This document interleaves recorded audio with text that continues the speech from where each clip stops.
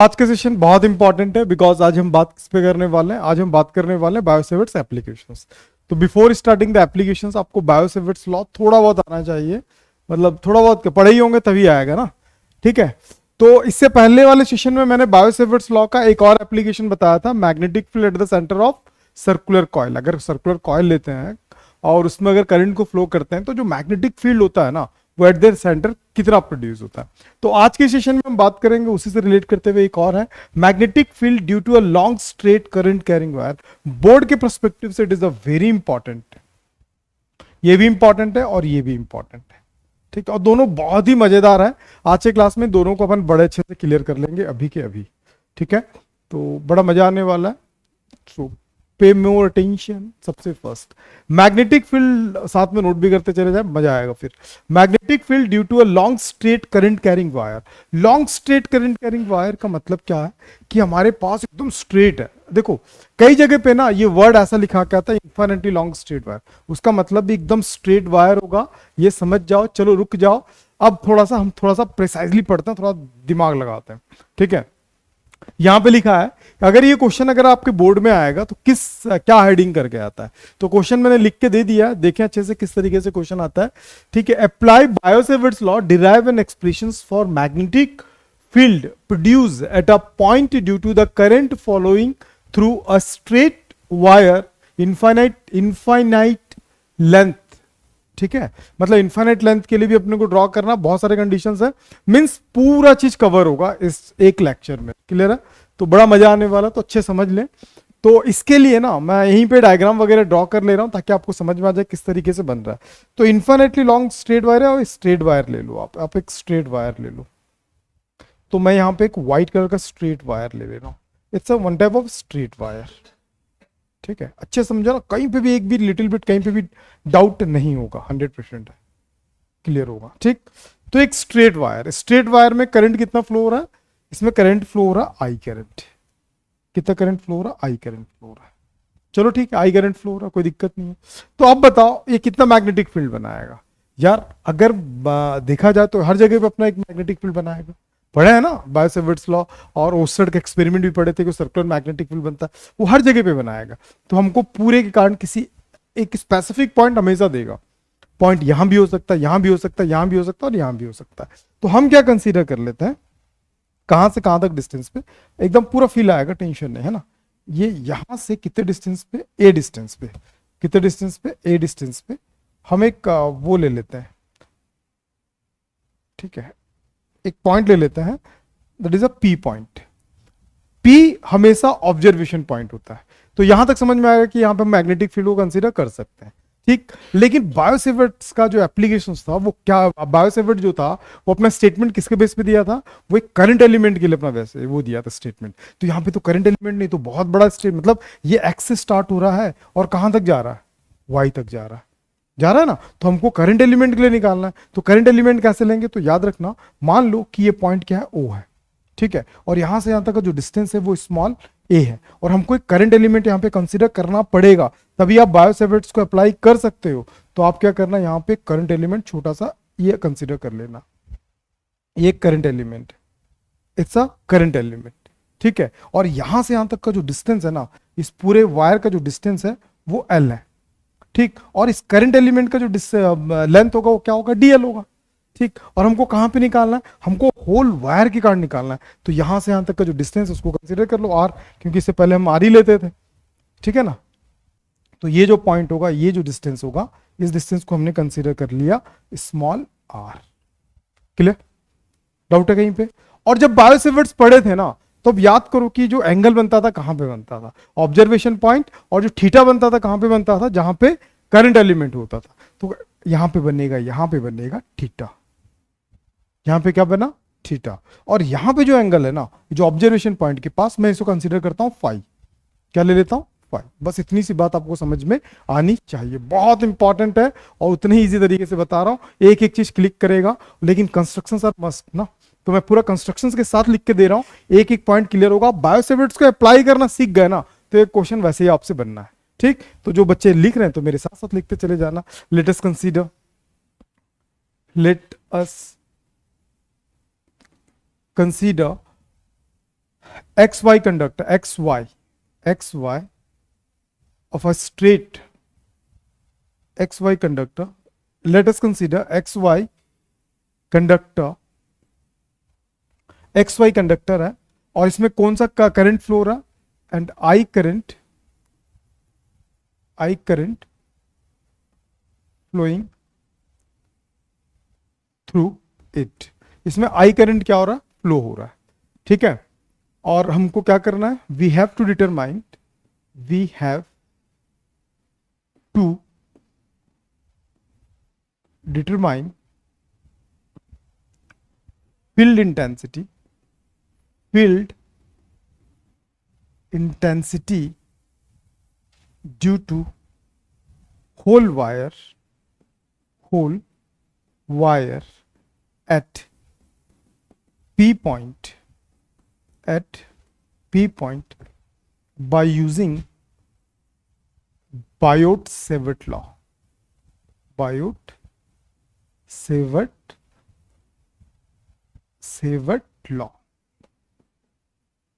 ठीक है। इतना आपको लिखना पड़ेगा, इतना हमने लिख लिया।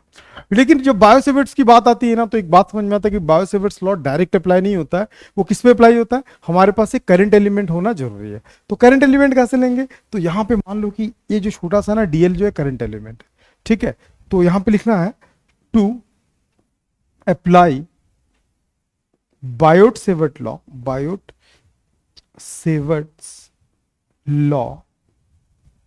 we consider a small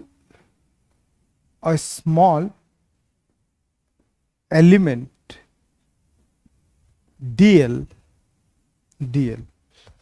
ठीक है। To apply the Biot Savart's law we consider a small element. पता है ना कारण, सब जानते हैं, पता है ना कारण। अब देखो कितना मजा आने वाला है, एक एक पॉइंट आप समझना, ठीक है। तो बायो-सेवर्ट्स लॉ जो होता है वो क्या होता है, बी होता है कि डीबी होता है, इट्स अ डीबी। मैं डायरेक्शन को भी कंसीडर नहीं कर रहा हूं, है ना। डीबी इज इक्वल टू क्या होता है, mu naught by 4 pi I D L sine theta by R square. अच्छे समझो, it is a ideal equation, एक आइडियल इक्वेशन है। लेकिन ये इक्वेशन इसमें कैसे फुलफिल करना, अब मैं उसका एक एक पॉइंट आपको समझाता हूं और समझने की कोशिश करना। फर्स्ट ऑफ ऑल मैं इसको एक और वो ले रहा हूं, डीबी क्या चल रहा है, mu naught by 4 pi I DL are square, और यहां पे चल रहा है साइन थीटा, जो कि इसी में है ना, सब कुछ है। लेकिन याद रखना, जब आप बायो-सेवर्ट्स पढ़ रहे थे तो आपको पता होगा कि उस जो क्या बोलते हैं उसको, करंट एलिमेंट था, वहां से जो ऑब्जर्वेशन पॉइंट था वहां तक का जो डिस्टेंस था ना, मैं आपको पूरा बना के दिखा दे रहा हूं। इट्स ऐसा था ना, तो ये डिस्टेंस आर था, ये ऑब्जर्वेशन पॉइंट था और ये थीटा था। तो सेम टू सेम यहां पे अप्लाई हो रहा, तो इसमें कुछ चेंज करने की जरूरत नहीं है। ऐसा नहीं कि यहां पे हमने आर ए ले लिया, आर ही लिया, तो इक्वेशन में भी आर ही हमने प्रूफ किया था, तो ये वैसे ही रहेगा, कोई चेंज नहीं होगा, ठीक है। लेकिन विथ रेस्पेक्टिव मुझे ये वाला एंगल के अकॉर्डिंग निकालना है। तो आप यहां पे देख सकते हो कि एक राइट एंगल प्रोड्यूस हो रहा है, राइट एंगल बन रहा है। तो all angle of a triangle, यहां पे आपको एक ट्रायंगल दिख रहा होगा, ऐसे दिख रहा होगा। तो यहां पे आपको लिखना पड़ेगा अकॉर्डिंग टू डायग्राम।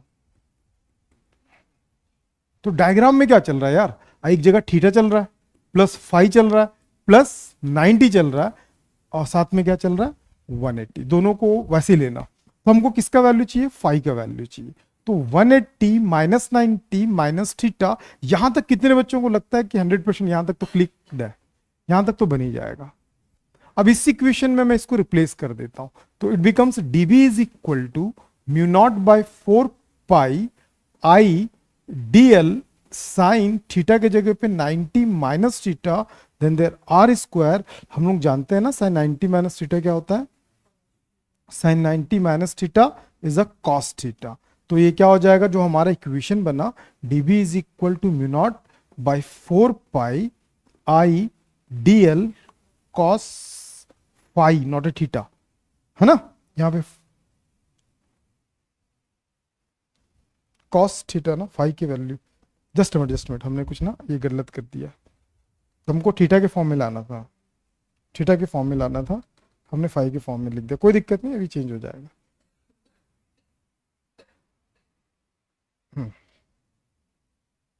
हमको थीटा के फॉर्म में, क्योंकि थीटा का वैल्यू है ना, तो थीटा इज इक्वल टू क्या होगा 180 माइनस 90 माइनस 5, ये कितना हो जाएगा theta is equal to 90 minus 5। अब इसको रिप्लेस कर दो तो dB इज इक्वल टू क्या निकला mu naught by 4 pi I dl sine theta की जगह पे 90 माइनस 5 और डिनोमिनेटर में क्या चल रहा है आर स्क्वायर। तो dB इज इक्वल टू क्या होगा म्यू नॉट बाय 4 पाई आई के साथ हो गया dl साइन क्या हो गया cos phi by R square. यहां पे मेंशन कर दे रहा हूं क्योंकि बाय वाले बच्चे भी देखते हैं थोड़ा सा कंफ्यूज हो जाते हैं। तो 90 माइनस 5 इज इक्वल टू क्या होता है cos फाई। यहां तक क्लियर है। अब यहां देखो बहुत सिंपल है, अब सारे वैल्यूज को लाके ही रखना है, बाकी आपका काम खत्म। एक इक्वेशन हमारे पास आ गया, इक्वेशन नंबर 1 ले लो, ठीक। अब सेकंड अपने को क्या करना है यार, यहाँ पे डीएल भी है और आर भी, हमको वैल्यू ना आर के फॉर्म में नहीं निकालना है, ए के फॉर्म में निकालना है। किसके फॉर्म में निकालना है, ए के फॉर्म में। तो ए के फॉर्म में निकालने के लिए हम क्या कर सकते हैं, हमको आर को रिप्लेस करना ए से। तो ए क्या है, अगर ये ट्रायंगल लूंगा तो we have two different angles, theta भी है फाई भी है। किसको कंसीडर करूंगा यार, फाई को कंसीडर करूंगा, क्योंकि अभी रिसेंटली मैंने अपने इक्वेशन को फाई के फॉर्म में कन्वर्ट किया है। तो कंसीडर भी किसको करूंगा, फाई को करूंगा। तो आई हैव अ ट्रायंगल, ये जो ट्रायंगल दिख रहा है इसमें दो एंगल है, थीटा भी है और फाई भी है। तो मैं फाई को लूंगा और आर को हटाऊंगा ए के फॉर्म में, क्योंकि हमको एक के रेस्पेक्ट मतलब इतने इस डिस्टेंस में हमको वैल्यूज निकालना है, ठीक है। तो इस डिस्टेंस में वैल्यूज निकालने के लिए आप क्या करोगे, तो अब ये एंगल अगर लेते हो तो हमको आर को यहां से एलिमिनेट करना। तो इस ट्रायंगल के लिए जो आर है वो हाइपोटेनियस है, कन्वर्ट किसके करना, ए के फॉर्म में। तो इस एंगल के लिए ये हो गया बेस, बेस बाय हाइपोटेनस किस में आता है, कॉस में आता है। तो अगेन तो आप क्या यूज करोगे, फ्रॉम ट्रायंगल यहां पे ले लेना ओ पी, इस पॉइंट को मैं क्यू कंसीडर कर ले रहा हूं, ठीक है। इस पॉइंट को क्या ले लेना, क्यू। तो फ्रॉम ट्रायंगल क्या लेके चल रहे हैं, ओ पी और क्यू था ना, क्यू। तो आप देखो इस पूरे ट्रायंगल में क्या चल रहा है, ऐसा चल रहा है। यहां पे क्या चल रहा है, फाई चल रहा है। तो आप क्या लेके चलोगे, cos phi is equal to base by hypotenuse cos phi. इसके लिए ये वाला जो होगा बेस होगा ए, हाइपोटेनस क्या होगा आर। तो आर को एलिमिनेट करना है ना, तो ए के डिनोमिनेटर में क्या आ गया, कॉस फाई। गॉट इट, हमने आर का वैल्यू निकाला। बहुत सिंपल है। जब भी ये क्वेश्चन एग्जाम है, दो चीजें आप याद रखना। पहली चीज, आपको सारे वैल्यूज को बस क्या करना, रीइंस्टॉल करना, ठीक। हमने आर का वैल्यू निकाल दिया, थीटा को भी एलिमिनेट कर दिया। अब बचा कौन, डीएल। अब डीएल को यहां से हटाना है। तो डीएल को आप कैसे हटा सकते हो, तो डीएल की अगर बात करूं तो डीएल के लिए मैं सबसे पहले पूरा एल ले लेता हूं। जब यहां पे अपने हमारे पास ट्रायंगल था, ये एल था, ठीक है। अब सोचो मेरी बात, अब आपको एक सिंपल सी बात है, हमको डीएल को हटाने के लिए एल तक पहुंचना पड़ेगा। मींस ये साइड कंफर्म्ड है, इसको मैं यूज नहीं कर सकता। क्यों यूज नहीं कर सकता, वो आर के फॉर्म में, और मैं आर को यहां से क्या कर रहा हूं, एलिमिनेट कर रहा हूं। आर का फॉर्म ही नहीं चाहिए हमको, डिस्टेंस किसके फॉर्म में चाहिए, ए के फॉर्म में चाहिए। अब सोचो, अब एंगल हमारे पास दो है, थीटा भी और फाई भी है। तो मैं यूज किसको कर सकता हूं, थीटा को कि फाई को, यूज करें क्योंकि इक्वेशन फाई के फॉर्म में ला रहे हैं। दूसरी दो मतलब दो एलिमिनेशन है यहां पे, एक थीटा है दूसरा आर है। एनी हाउ थीटा और आर को यूज नहीं करना है, ठीक है, समझ में। तो थीटा और आर को यूज नहीं करूंगा तो मेरे पास क्या बचा, फाई बचा, और क्या बचा, ए बचा और एल बचा। यार मुझे डीएल निकालने के लिए ना, इस डीएल को निकालने के लिए पहले मुझे एल पता होना चाहिए। तो एल कैसे निकालूंगा मैं, तो फिर से ट्रायंगल यूज करूंगा। तो इस ट्रायंगल में अगर इस एंगल को लेता हूं मैं, तो एंगल के सामने वाला क्या होता है, परपेंडिकुलर, और ये क्या हो गया, बेस। परपेंडिकुलर और बेस किस में होता है, टैन में होता है। बात समझ में। तो अगेन हम क्या यूज करने वाले हैं, अगेन सेम ट्रायंगल, ठीक है। अगेन अब हम क्या करेंगे, सेम ट्रायंगल जब यूज करेंगे तो tan phi is equal to क्या होता है, परपेंडिकुलर बाय बेस। तो tan phi is equal to perpendicular कितना होगा, सामने वाला एल, बेस क्या था ए। तो क्या हो जाएगा, L is equal to A tan phi. यहां तक क्लियर नहीं आया, यहां तक क्लियर हो गया। लेकिन अब दिक्कत ये है ना कि मुझे डीएल चाहिए यार, एल थोड़ी चाहिए। तो डीएल को एल में गए, एल को डीएल में कैसे कन्वर्ट करेंगे, यहां पे फाई जो है वेरिएबल है। कैसे वेरिएबल है, अगर यहां पे पॉइंट अगर क्या बोलते हैं करंट एलिमेंट होता तो फाई का वैल्यू और बढ़ जाता, यहां होता तो और बढ़ जाता। मींस फाई के रेस्पेक्ट में डिफरेंशिएट कर सकते हैं। तो इसको हम क्या करेंगे, differentiation with respect to phi. तो ये क्या चला, L D by D phi, और साथ में ए, साथ में क्या हो जाएगा, टेन फाई। जब इसका करोगे तो क्या होगा, D L by D phi, और यहां पे ए कांस्टेंट है क्योंकि डिस्टेंस वेरी नहीं कर रहा है। तो टेन का क्या होता है, सेक स्क्वायर फाई। तो we have to finding only value of DL. तो डीएल का वैल्यू चाहिए, तो इसको हमने क्या किया, इधर भेज दिया। तो ए के साथ क्या होगा, सेक स्क्वायर फाइव, साथ में क्या होगा, डी फाइव। फाइनली आ गया डीएल का वैल्यू। हमारे पास आर का वैल्यू भी पता, डीएल का वैल्यू पता, सारे वैल्यूज लाके इक्वेशन नंबर 1 में सॉल्व कर दो, 1 में रख दो, तो आपको इसके लिए इस डिस्टेंस पे आपको इंटेंसिटी मिल गया। समझ में आया? किसके लिए, इसके लिए इस डिस्टेंस पे इंटेंसिटी कितना होगा वो मिल गया। ठीक है, तो अब देखो किसके लिए, put from equation number 1, putting the all value in equation number 1, putting the all value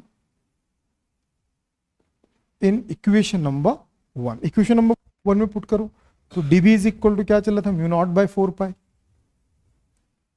I as it is I. DL का value A sec square five, साथ में D five, cos square five, cos five चल रहा है, as it is cos five. ठीक, अब एक चीज सोचो, इसको मैं क्या लिख सकता हूं यार, इसको मैं ऐसा भी लिख सकता हूं, मैं थोड़ा इजी कर दे रहा हूं, ए सेक फाइव नहीं लिख सकता हूं, कॉस ऊपर जाएगा सेक हो जाएगा। अब मुझे आर का वैल्यू भी तो रखना है, तो आर का वैल्यू कैसे रखूंगा मैं, ए सेक फाइव का होल स्क्वायर। Got it? और कुछ वैल्यू छूटा है? कुछ भी नहीं छूटा, हमने वैल्यूज निकाला। थोड़ा सिंप्लीफिकेशन कर लेते हैं, तो डीबी इज इक्वल टू क्या निकला, म्यू नॉट बाय 4 पाई, साथ में आई। डीएल का वैल्यू सोचो क्या निकाला था आपने, ए सेक स्क्वायर फाइव, साथ में क्या था, अच्छा सॉरी डी फाइव भी था ना, डी फाइव, साथ में क्या चल रहा था, कॉस फाइव। डिनोमिनेटर में क्या आया था, ए सेक फाइव का होल स्क्वायर। ठीक है ना, कुछ छूटा तो नहीं ना। चलो अब क्या होगा, DB is equal to finally mu naught by 4 pi, I A sec square five D five cos five. यहां क्या बचा, हो गया, कुछ कट रहा है यहां पे, क्या कट रहा है, सेक स्क्वायर और ए भी 1 टाइम, है ना। चलो यहां तक कितने लोगों को लगता बन जाएगा, नहीं बनेगा, बहुत इजी है यार। आई साथ में क्या हो जाएगा, यहां पे सब कट गया ना, तो यहां पे cos फाइव को मैं सामने ला लेता हूं, फिर क्या चल रहा है डी फाइव, और यहां पे बचा ए। ये क्या निकाले हमने यार, हमने निकाला है कि अगर एक छोटा सा पार्ट है, कोई करंट एलिमेंट है, तो उसके सीधे में नहीं, उसके क्रॉस में कहीं भी एक स्पेसिफिक एंगल, जो हॉरिजॉन्टल के साथ कितने एंगल पे, फाइव एंगल पे इंटेंसिटी कितनी होगी, किसके लिए निकाले हो आप, एक छोटे से वैल्यू के लिए निकाल ले। डायरेक्शन क्या होगा, intensity of magnetic field, direction क्या होगा, ऐसे लोगे तो क्या होगा, इनवर्ट। अगर करंट एलिमेंट यहां पे भी होता है ना, तो डायरेक्शन क्या होता, इनवर्ट ही होता। क्यों, क्योंकि यहां पे हम यूज क्या कर रहे हैं, स्ट्रेट लाइन यूज कर रहे हैं, स्ट्रेट कंडक्टर यूज कर रहे हैं। स्ट्रेट कंडक्टर है तो सबका करंट का डायरेक्शन क्या होगा, एक ही जैसा होगा, चेंज नहीं होगा। अगर वो कर्व्ड होता तो डायरेक्शन क्या होता, चेंज होता। इतनी सी बात क्लियर है। तो अब हमको एक बात तो समझ में आ गई यार, कि अगर एक्स से स्टार्ट करो वाई तक जाओगे ना, कहीं पे भी जाओगे, तो अगर उसमें करंट अगर फ्लो करोगे तो सारे एलिमेंट का डायरेक्शन एक ही होगा। नहीं समझ में आया? लेकिन उस दिन जो अपन इसका डायरेक्शन एक होगा क्या, नहीं, वो तो चेंज करेगा, कल बताया था प्रीवियस क्लासेस में।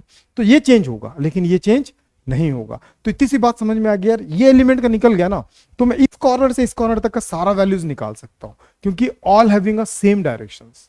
क्लियर? तो उसके लिए मैं क्या करूंगा, उसके लिए हम क्या करेंगे, हम एक यूज करेंगे। हम क्या यूज करेंगे, अज्यूम कर लेते हैं कि ये जो कॉर्नर है ना यहां पे, और ये वाला जो कॉर्नर है ये यहां पे, जो एंगल बनाता है ना, ये जो एंगल बना रहा, इट इज अ 5-1 एंगल। कितना एंगल बना रहा, 5-1, और एक कंप्लीट एंगल कितना बना रहा, 5-2। बात समझ में आ रहा? आप 10th में पढ़े होंगे यार, पढ़े होंगे 10th में, समझ में आ गया।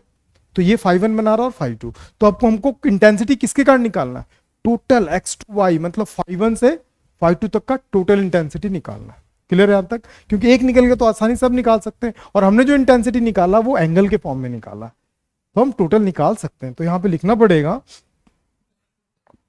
द डायरेक्शन ऑफ द, लिखते जाओ, direction of all element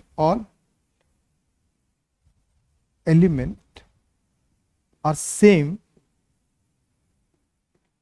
for whole conductor और wire. Mostly conductor word use करता है ना, तो सबके लिए सेम है ना, तो आप कैसे निकालोगे पता, db इज इक्वल टू ऐसे कितना, b इज इक्वल टू कितने होंगे, db db db db, मतलब एक का निकाल लिए तो बहुत सारे क्या होंगे, db plus db plus db, कितने सारे होंगे यार, बहुत सारे। देखो एक एलिमेंट था, एक एलिमेंट था, ऐसे बहुत सारे एलिमेंट होंगे, सबका क्या होगा, db db db, सबको हम ऐड करते चले जाएंगे। तो ऐड करने का काम हम किसको देते हैं, इंटीग्रेशंस को। तो यहाँ पे क्या होगा, इंटीग्रेशंस, और इंटीग्रेशन जब आता है ना तो उसको एक लिमिट बताना पड़ता, भैया मुझे यहां से यहां तक का निकालना। तो वो पूछा कि भैया अब तो मुझे तो समझ, सबका डायरेक्शन सेम है तो इंटेंसिटी हम ऐड कर सकते हैं। ध्यान रखना, डायरेक्शन सेम है, इंटेंसिटी ऐड क्यों करते हैं, ये न्यूमेरिकल वाले पार्ट में बहुत बेहतरीन तरीके से समझ में आएगा, क्योंकि मैं 3 पॉइंट बताऊंगा जिसके बिहाफ पे आप ये जज करेंगे कि इंटेंसिटी सेम है कि नहीं है।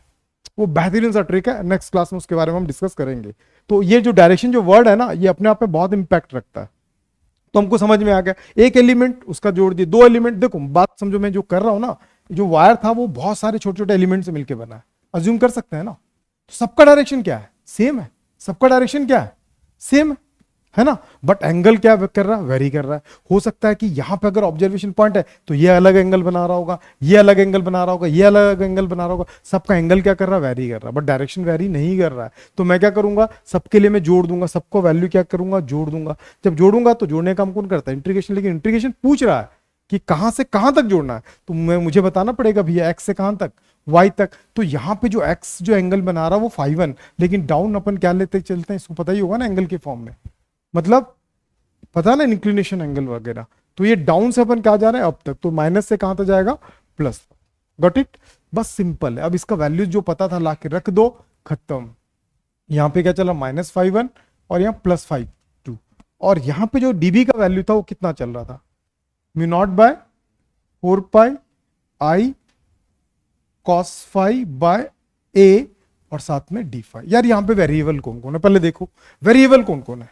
तो हमको दिखा μ0/4π, पता है ना इसका वैल्यू क्या होता है, 10⁻⁷।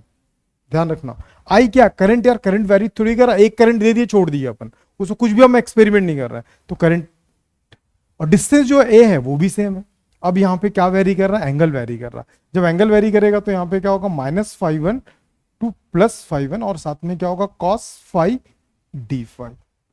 तो b इज इक्वल टू μ0/4π, साथ में होगा I/a, साइन का कॉस का क्या होता, माइनस साइन, सॉरी साइन होता ओनली, क्या होता साइन, डेफिनेशन में होता माइनस, इसमें प्लस होता है 5/2। It is called by definite integrations. क्या करते हैं, जिसके रेस्पेक्ट में होता है ना उसी के जगह पे एक बार अपर लिमिट को लाके रखते हैं, फिर माइनस करके लोअर लिमिट को। It is called by upper limit and the lower limit. तो क्या होगा, μ0/4π I/a। अब अपर लिमिट को लाके रखोगे ना तो साइन क्या होगा, 5/2 माइनस साइन -5/1। और साइन की तो क्वालिटी होती है क्या, वो माइनस को क्या करता है, काउंट करता है, माइनस को काउंट करता है। ठीक, क्यों करता है, ये बेसिक 11th में मैंने बताया है। μ0/4π और यहां पे क्या चल रहा है, I/a और यहां पे चल रहा है साइन 5/2, वो माइनस बाहर आएगा, इट बिकम्स साइन 5/1। क्लियर। तो b is equal to μ0/4π I/a। सबसे पहले हम क्या लिखेंगे, साइन 5/1 प्लस साइन 5/2। ये इसका फॉर्मूला है, किसके लिए, होल वायर के लिए। किसके लिए ये फॉर्मूला है, होल वायर, टोटल वायर के लिए। ठीक, कई बार ना सीबीएसई आपको ये क्वेश्चन ना इस तरीके से भी पूछता है। देखो सोचो, अब अज्यूम कर लो, मैं यहां पे बहुत सारे केसेस को डिफाइन करूंगा, लिख लेना। intensity of electric, this formula applicable for the intensity of electric field at whole wire at point P। ये याद रख लेना, लिख लेना इसको। अब मान लो कई बार ना जो केसेस आता है, स्पेशल केसेस के बारे में बात कर रहा हूं। स्पेशल केसेस, स्पेशल केस में मैं आपको बहुत सारे केसेस को डिफाइन करूंगा। फर्स्ट, अब अज्यूम करो कि ये वायर था, ये क्या था, एक्स से कहां तक चल रहा था, वाई, और यहां पे ऑब्जर्वेशन कौन था, P, और यहां पे जो एंगल बन रहा था ना, इट इज अ 5/1। ये कौन सा एंगल था, 5/1, और ये जो एंगल था ना, ये 5/2।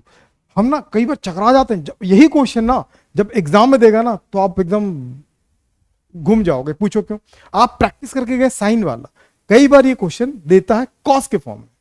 यार साइन के फॉर्म में तो कॉस के फॉर्म में कैसे दे सकता है, that is connected angle, it is called by connected angle. Mean यहां पे फाई ना, अगर मैं इस एंगल को लेता हूं, अज्यूम करता हूं θ1, और ये क्या चल रहा है, ये θ2, ठीक है, इसको बोलते हैं वायर के साथ कनेक्ट है ना, तो that is called by connect angle, it is called by observation angle. ये ऑब्जर्वेशन पॉइंट के साथ कनेक्टेड इसलिए ऑब्जर्वेशन एंगल, इसको बोलते हैं कनेक्ट एंगल। कंडक्टर से जो कनेक्ट है उसको क्या बोलते हैं, कनेक्टिंग एंगल।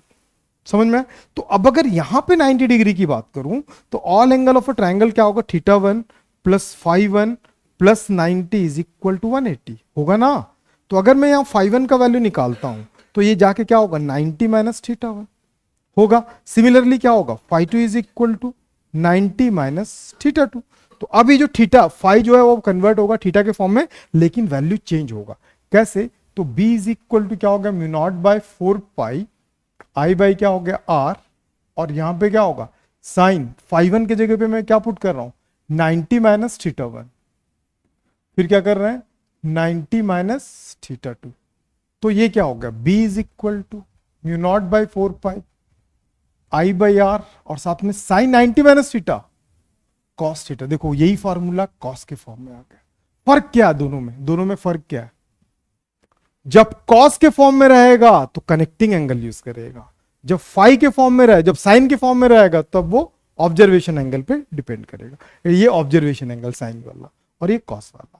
ठीक, दोनों पढ़ना जरूरी है क्या, बहुत जरूरी है। रीजन ये है क्योंकि जो आपको न्यूमेरिकल देता है कई बार वो कनेक्टिंग एंगल देता है, कई बार ऑब्जर्वेशन एंगल देता है, दोनों के बेसिस में ये क्वेश्चंस देता है। Got it? चलो केस टू, ठीक है। व्हेन लिख सकते हो यार, when P point lies, when P point ऐसा लिखो, ठीक है, for infinitely long straight wire or conductor P point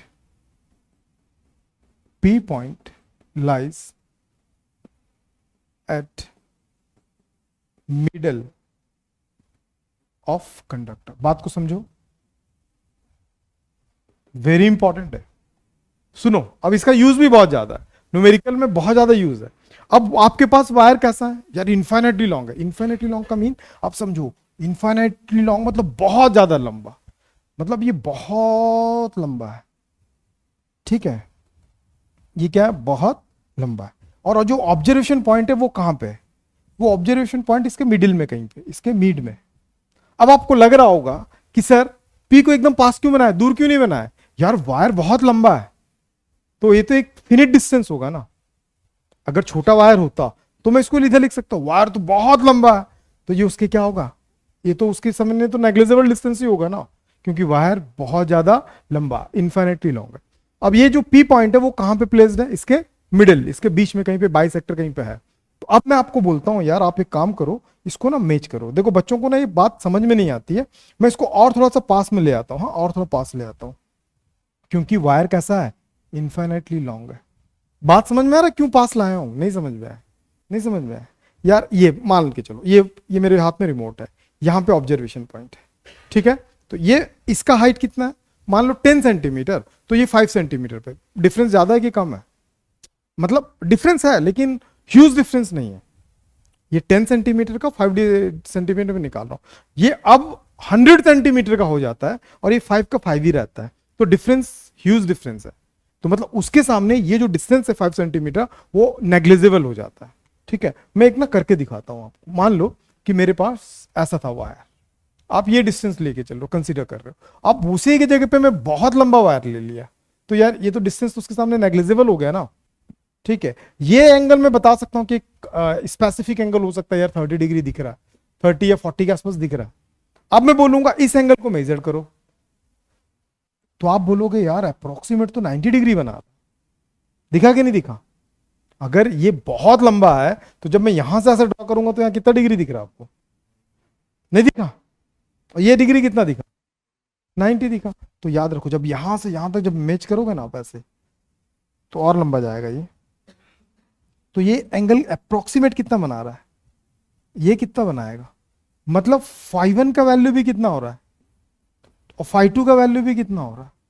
नहीं समझ में आया क्या 90 कैसे बनना, नहीं आया,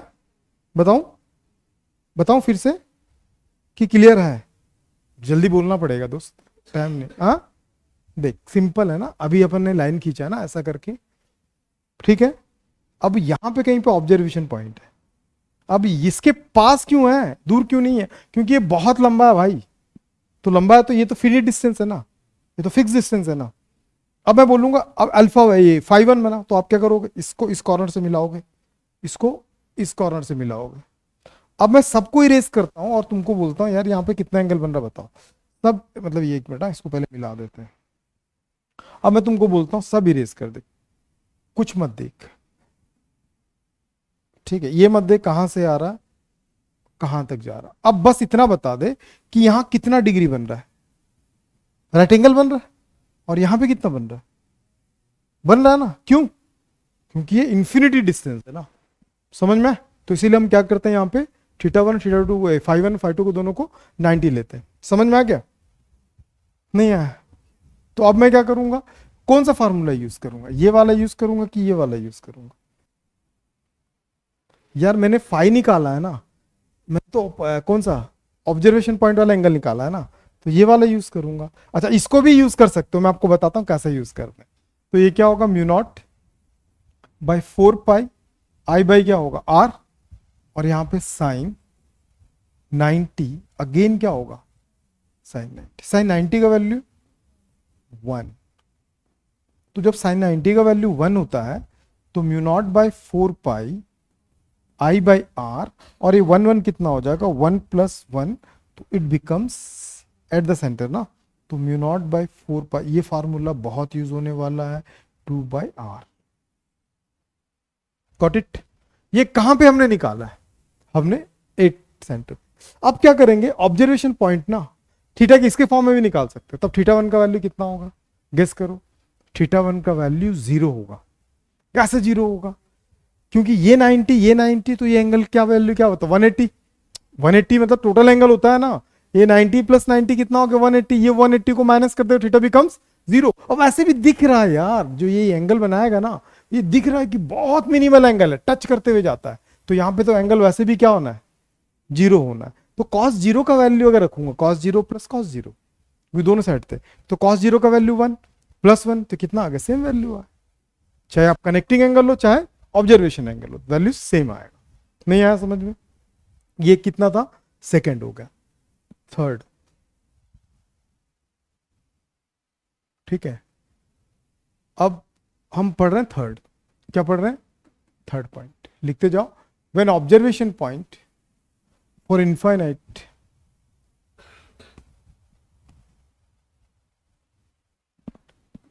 for infinitely long conductor P point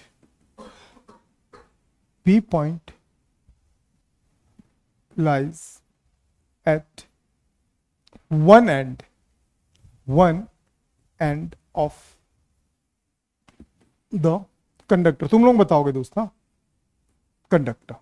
अब क्या बोल रहा है पता है कि इन्फिनिट लॉन्ग वायर है। कितना वायर है, चलो सोचो, इन्फिनिटली लॉन्ग वायर ऐसा, ठीक है।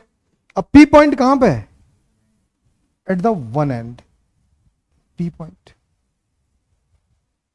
बताओ, 5n का वैल्यू इधर, 5n का वैल्यू क्या होगा, 5n किधर था पहले ये तो देख लो, सीखो ना। ये ऐसा था, ये 5n था, तो भाई आगे तो कंडक्टर ही नहीं है यार, तो 5n बिकम्स 0। आगे एंगल बनाने के लिए मेरे पास कंडक्टर ही नहीं है, ये तो इसी एंड पे आ गया, 5n तो बन ही नहीं रहा ना वहां पे, तो इसीलिए 5n बिकम्स 0। नहीं समझ में आया? चलो अब 5 2 का वैल्यू बताओ। हाँ अप्रोक्सीमेटली 90 बनाएगा ना, वहां तक आएगा तो 5 2 का वैल्यू कितना हो गया 90। फार्मूला दोनों में से कोई भी लगाओ सेम आंसर आएगा। तो b is equal to mu naught by 4 pi, रट डालो i बाई आर साइन 5 1 + 5 2। क्या बोल रही है, ये लिख लेना, ये छोटी छोटी बात पकड़ता है यार।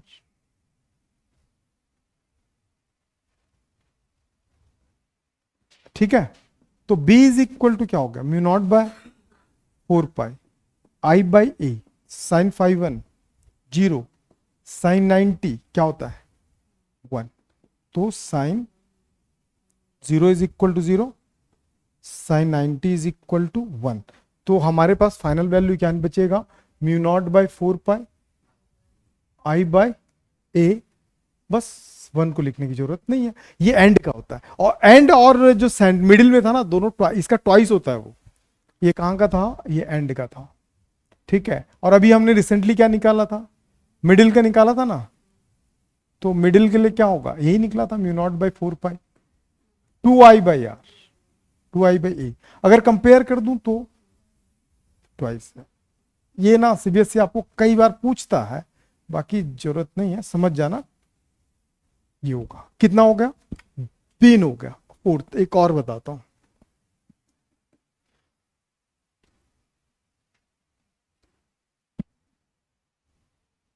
टाइम बचा है ना, मेरा क्लास है यार, ठीक है। Done.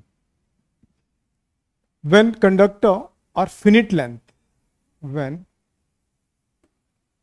Conductor are finite length, समझते हो इसका मतलब, फिनिट लेंथ, फिनिट लेंथ में क्या हो जाएगा, and observation point and P point lies at bisector, समझते हो इसका मतलब, हाँ या ना।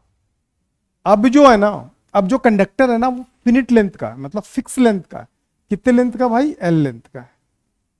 और जो ऑब्जर्वेशन पॉइंट है बाइसेक्टर का मतलब दोनों के बीच में कहीं पे प्लेस्ड है ए, ये ऑब्जर्वेशन पॉइंट।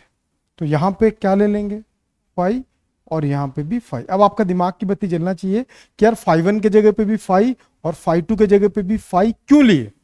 रीजन ये है, ये डिस्टेंस सेम है बाइसेक्टर में, मींस ये डिस्टेंस l/2 सेम है और ये डिस्टेंस l/2 सेम है। यार जिनके साइड सेम है एंगल भी तो सेम ही बनाएगा क्या, नहीं समझ में आया। तो इसके बाद फॉर्मूला हमारे पास क्या था, b is equal to mu naught by 4 pi I by a, और यहां पे क्या होगा साइन फाई 1 प्लस क्या होगा sine phi 2। But we know that phi 1 is equal to phi 2, और इसको हम क्या कंसिडर कर रहे हैं फाई। तो b is equal to mu naught by 4 pi I by, मैं सारा चीज बता दे रहा हूं इससे रिलेट ना, सारा चीजें बता दे रहा हूं। आपके एग्जाम में इतना लंबा नहीं आएगा है ना, कोई भी एक आध कंडीशन आपको पूछेगा, लेकिन इंक्लूडिंग एक कंडीशन जरूर रहेगा। सीबीएसई आपको ये भी पूछ सकता है, लेकिन स्टेट बोर्ड वालों को दूर दूर तक नहीं आता है, लेकिन बता दे रहा हूं as a formality. b is equal to mu naught by 4 pi, ये कितना हो गया आई ए 2 साइन फाई, क्या होगा साइन फाई हो गया ना, 2 साइन फाई, 2 को पहले लिख दिया। कई बार साइन फाई का वैल्यू यहां से निकालने के लिए कहता है, तो साइन फाई का वैल्यू हम निकाल सकते हैं क्या, डेफिनेटली निकाल सकते हैं यार। परपेंडिकुलर बाय हाइपोटेनियस, परपेंडिकुलर क्या होगा, एंगल अगर फाई बन रहा तो परपेंडिकुलर होगा l/2। हाइपोटेनियस कोई बता सकता है क्या, होगा यार definitely a square plus l/2 का whole square by using the Pythagoras theorem, by using the Pythagoras theorem. आप ऐसा ट्रायंगल ले लो ना भी, ये क्या चल रहा है l/2, ये a, तो ये कितना हो जाएगा a square l square by 4 होगा ना, तो ये उसी के फॉर्म में। तो मैं थोड़ा सा इसको सॉल्व करके इसका वैल्यू ला के रख दे रहा हूं। Sine phi is equal to l/2, ये होगा 4 a स्क्वायर l स्क्वायर, 4 बाहर आके आ जाएगा 2 एंड 2 कैंसिल, तो sine phi is equal to l 4a square l square, है ना। हाँ तो बोलो, तो b is equal to mu naught by 4 pi 2i a, इसका वैल्यू कितना ला रहे हैं l 4a square plus l square, और भी बहुत सारे टाइप है। बस इस टॉपिक में इतना आपको समझ में आना चाहिए, तो वेरी इंपॉर्टेंट, बोर्ड के पर्सपेक्टिव से बहुत इंपॉर्टेंट है। और सबसे बेस्ट तरीका बता, इसको और भी इजी तरीके से बना सकते हैं, ठीक है, लेकिन सीबीएसई पर्सपेक्टिव से ही बताया, बहुत अच्छे से बताया, एक एक पॉइंट हमने क्लियर कर लिया। अगर आपके टेस्ट में क्वेश्चन आता है तो मैं एक्सपेक्ट करता हूं जितने अच्छे से मैंने बताया वो सारा आप लोग वहां पे कर दे। Got it. अब एक और टॉपिक हम पढ़ते हैं इसी से